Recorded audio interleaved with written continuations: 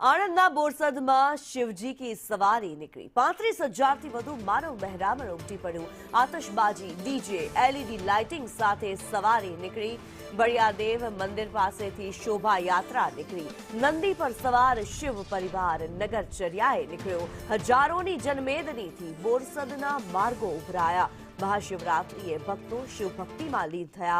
बोरसद में महाशिवरात्रि निमित्ते भव्य शिवजी की सवारी निकली। 35,000 थी पण वधु मानव महेरामण आ सवारीनी अंदर उमटी पड्युं हतुं, जेमां भव्य आतशबाजी जोवा मळी। डीजे अने एलईडी लाइटिंग्स साथे वातावरण आखुं शिवमय बनी गयुं। बळियादेव मंदिर पासेथी शिवजी की सवारी शोभायात्रा निकળી હતી।